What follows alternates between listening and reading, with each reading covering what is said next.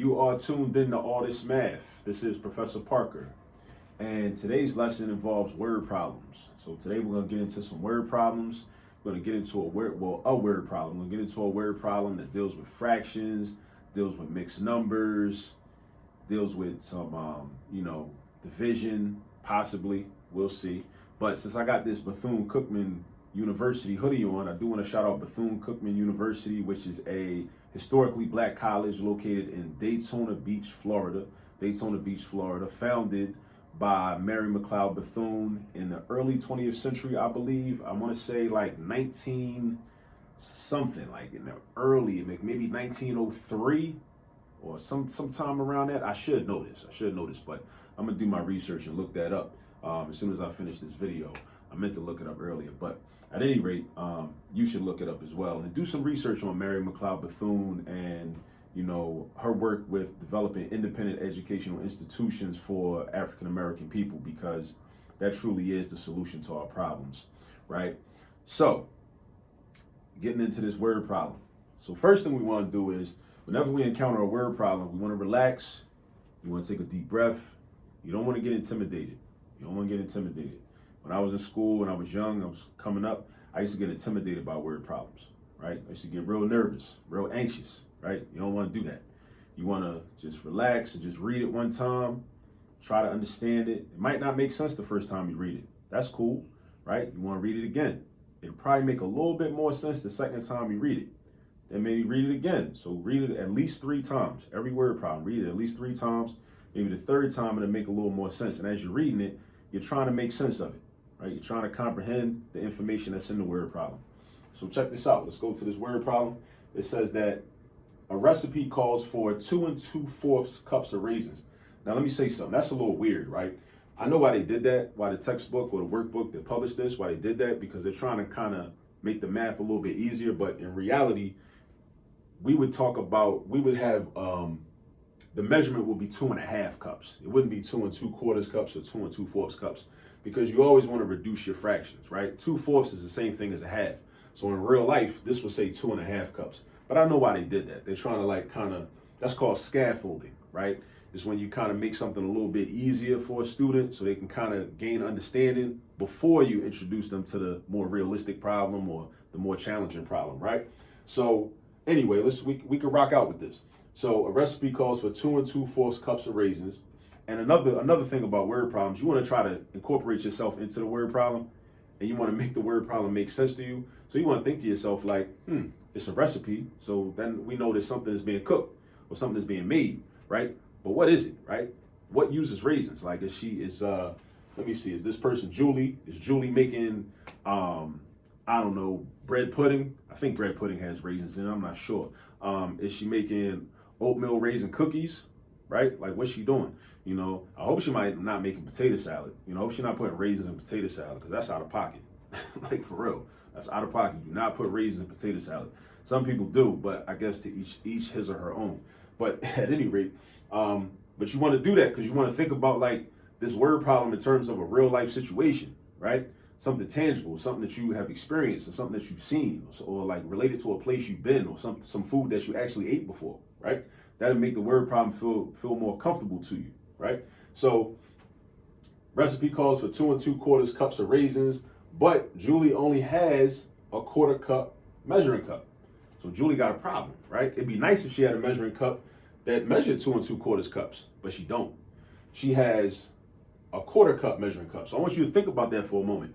Realize that the size cup that she got is much smaller than the amount of raisins that she actually needs, right? So keep that in mind, because that's gonna be critical.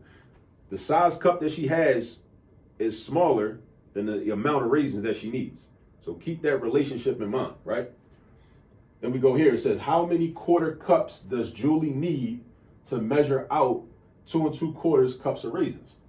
So the main question is, how many 1/4 cups does she need, right? Let me grab my blue marker, because you want to mark the word problem up. You want to like identify like the important information and like the numbers and everything that you're going to actually use to actually solve it. So let's say this 2 2/4 cups part is very important. So I'm gonna underline that. The fact that she only has a quarter cup size cup, that's very important too. So I'm gonna underline that, right? Now the question, how many? How many? That's a key phrase. How many? How many quarter cups? Just circle that right there. Does Julie need to measure out 2 2/4 cups of raisins? So altogether, she needs 2 2/4 cups of raisins, but she's got to scoop them out. Like maybe the raisins are like a big, I don't know, like a big plastic container or something, or maybe she brought a huge box of raisins from somewhere. I don't know, right? We don't know. We could use our imagination, right? We can use our imagination. And she's like taking this little quarter cup size container, not container, but this quarter cup size measuring cup, and she's scooping the raisins out, right? She's scooping the raisins out, and she's gonna put them in another container. So she ends up with this amount of raisins, right? So this is going to be, and I mentioned this earlier when we first started the video, but this is going to be a division problem. And the reason that I know that it's a division problem, and this is key, because when you read a word problem, you want to be able to figure out what operation am I doing? Do I need to add? Do I need to subtract? Do I need to multiply? Do I need to divide? Right? What am I doing, right? So there are key words that give away the fact that this is a division problem. We know this is a division problem because you're trying to find out how many of these can fit into this amount, right? So how many can fit into a certain amount? That's another way to express division. So that's something that we just have to memorize. And so whenever we see a word problem that creates that type of situation, that type of scenario, we automatically know, okay, boom, I got to divide. I got to divide something. So now, then the next question becomes, what two numbers am I dividing, right? So what you're doing is, this is the larger amount, right? You're trying to find out how many of these quarter cups can fit into 2 2/4 cups of raisins total. Altogether, you need this many raisins, but you got to scoop them out in this size denomination, a quarter cup. So how many quarter cups can fit into 2 2/4 cups? So the way we do that mathematically, showing the division, is like this, right? You want to set your problem up. You got 2 2/4 divided by 1/4. 2 2/4 divided by 1/4. Now, I can't really work with that in that format, right? What I need to do is I need to convert this to a fraction. This is already a fraction. I want to convert this into a fraction. So the way we convert a mixed number, because that's what this is called, it's called a mixed number because it has a whole number part and it's got a fraction part. So I'm going to convert that to an improper fraction, and it's called an improper fraction because the numerator is going to be bigger than the denominator. And of course, the numerator is the number on top, the denominator is the number on the bottom. Numerator's on top, denominator's on the bottom, right? So the way we do it is we do 2 times 4, big number, times the denominator. We take that product, which is 8, and then we're going to add that to the numerator, which was 2. So 8 plus 2 gives me 10. 10 is my numerator in my improper fraction.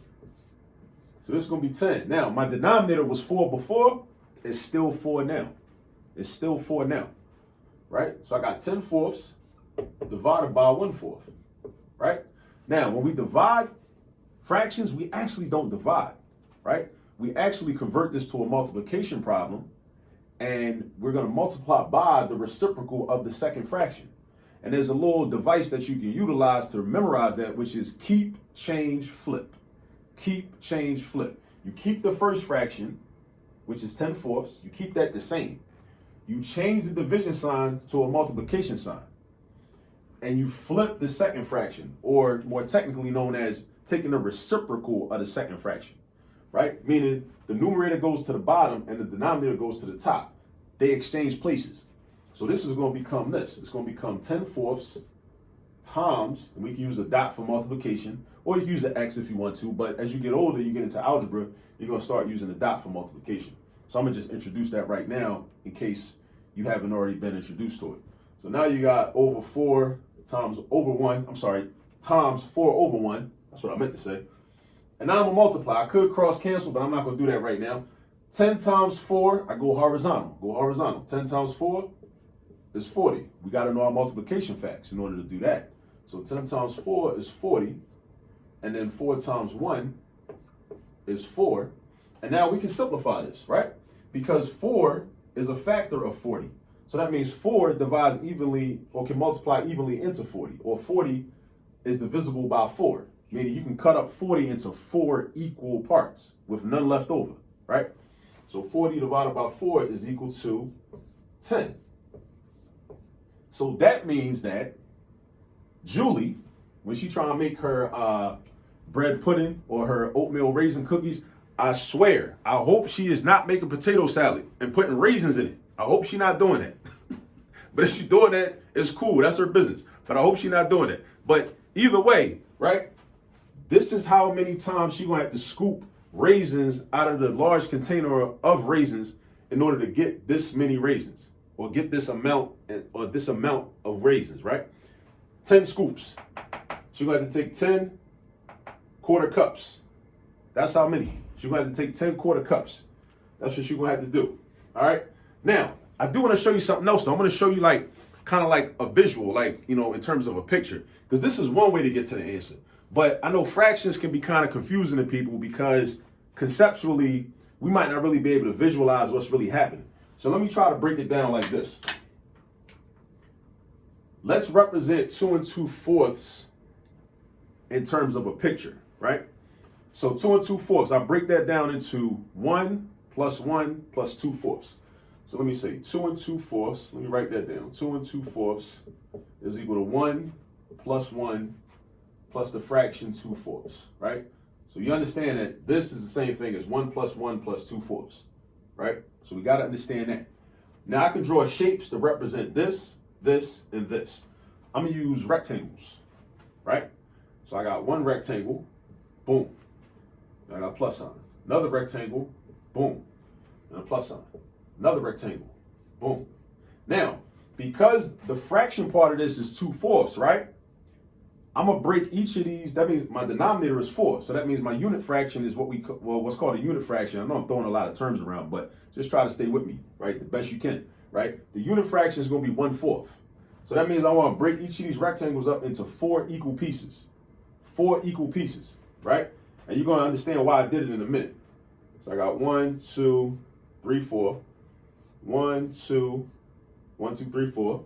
Same thing over here. 1, 2, 3, 4. Now, I'm going to shade in the amount that is equal to 2 2/4. So this whole thing gets shaded in. 1, 2, 3, 4. This whole thing gets shaded in because it's a hole, one hole again. 1, 2, 3, 4. Now, this one though, right here, this whole thing does not get shaded in. This is 2/4. So that means that there are 4/4 in here, but I'm only focused on 2 of them. So I'm only going to shade in this one and this one. These two don't really count because I'm not focused on those because I only got 2/4. So this represents the total amount of raisins, right? But think about it. So now that you see this picture right here, right? Now think about the question. It says, how many 1/4 cups does Julie, or 1/4 pieces, a cup, a piece, whatever you want to call it, how many 1/4 pieces does Julie need to measure out 2 2/4 cups of raisins, right? Each of these pieces, these little pieces that I drew inside the rectangle represents 1/4. So this is 1/4. Here go another 1/4. Here go another 1/4. So can I just count up all the ones that I shaded in? Can I just go 1, 2, 3, 4, 5, 6, 7, 8, 9, 10. And look what just happened. We got 10. And then we already get 10 doing it this way, doing the division. So it's always important to understand that we can find answers in different ways. There's different ways to get to the answer, right? We can find it in different ways, right? But we want to understand, we want to be able to always visualize what a number looks like, or visualize what a mixed number looks like, or what a fraction looks like, or what a decimal looks like. We want to be able to visualize it. So this is one way to visualize what 2 2/4 actually looks like, and also what 1/4 actually looks like, because each piece inside these rectangles is equal to 1/4. All right.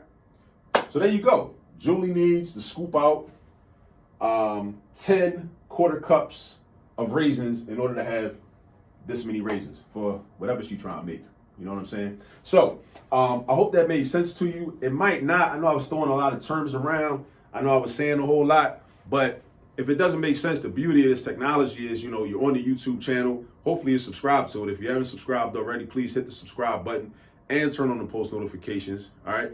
And share this video with somebody else too. Do that also. Share this video. You can pause it. You can rewind it. You can go back. If something didn't fully make sense, you can go back.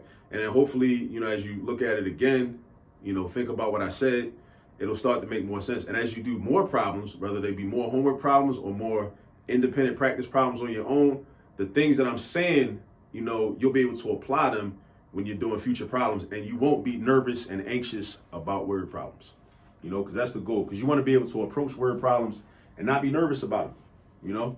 Like I said, word problems used to scare me back in the day when I was a youngin'. They used to scare me. I used to run away from them. I'm telling, honestly, to the point when I first became a teacher, like 16, 17 years ago, I didn't want to teach word problems, right? Because they would trigger me. I'm going to be honest, right? I used to feel uncomfortable about word problems. I didn't like them, right? Just like a lot of my students didn't like them. So I didn't like them neither. So I had to force myself to practice and gain a better understanding of the word problems so that I could teach them, right? And over time, I've gotten better. And now I'm good with word problems. You know why? Because I know how to do them, right? A lot of people never learn how to do word problems, how to approach word problems. But, once you learn how to approach them, you implement some of the strategies and some of the things that I said within this video, you'll be fine. You definitely will be fine. And that's pretty much about it. So anyway, the answer is 10. Subscribe to the channel if you haven't subscribed already. And until next time, be good out there.